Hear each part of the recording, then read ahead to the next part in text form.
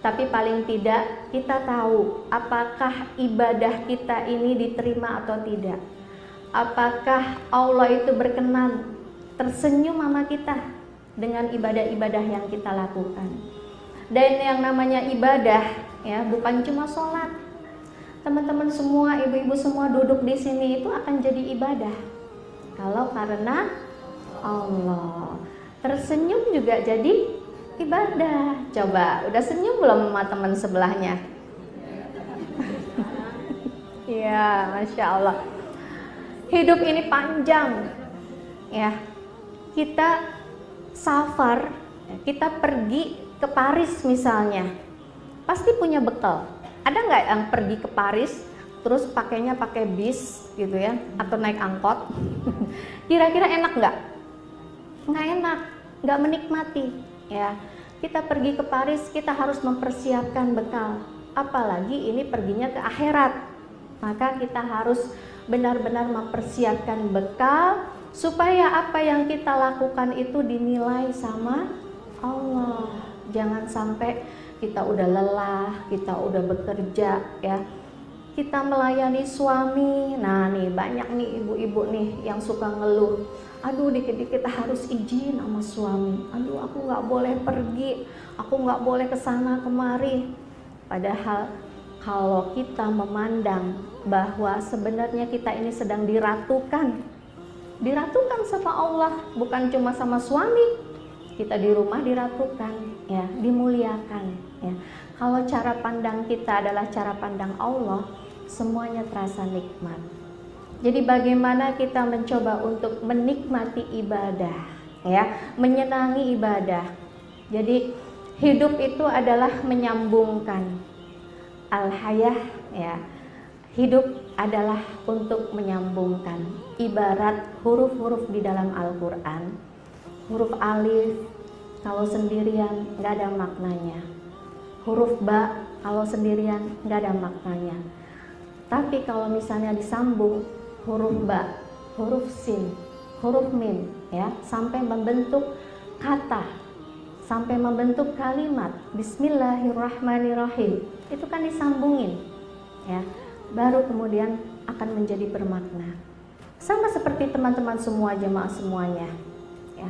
Kita ini tadinya nggak kenal, benar?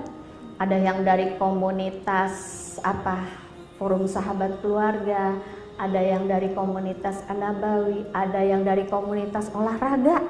Olahraganya aja ada yang goes ya, ada yang berenang ya, macam-macam.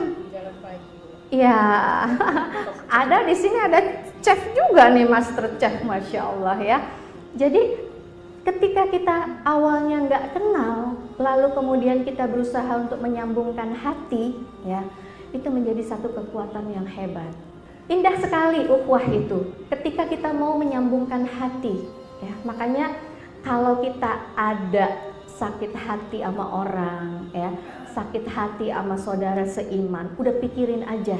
Kalau misalnya nih, bayangin nih, kita punya saudara misalnya 5 itu ada satu yang agak-agak bandeng ya, apa mau dibuang? Kira-kira kalau kita punya saudara itu bandel, saudara itu ngeselin kita, mau dibuang?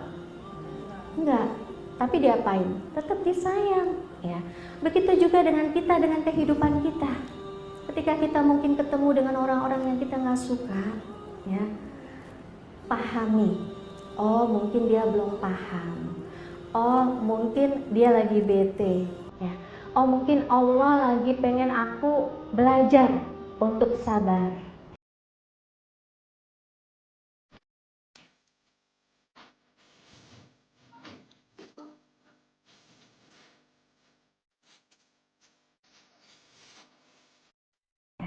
Itu cara kita menyambungkan sebagaimana Al-Quran setiap hurufnya bersambung. Dan ketika satu kata itu disambungkan, akhirnya menyambung menjadi satu kalimat. Satu kalimat sampai kemudian satu halaman, itu Masya Allah akan bermakna. Maka begitu juga dengan kehidupan kita. Kehidupan ini supaya lezat, kita sambung-sambungin ya. Kalau kita cuma kenal sama tetangga kita, Kira-kira seru nggak dunia ini? Nggak seru ya. Pengennya ada kenal sama yang lainnya ya.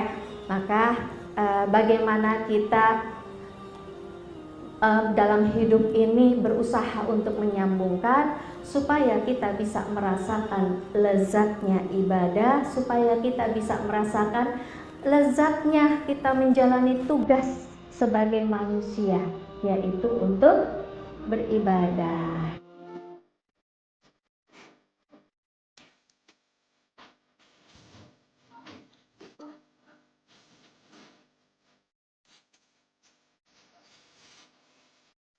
Ya, bidadariku yang solihah, bidadari surgaku,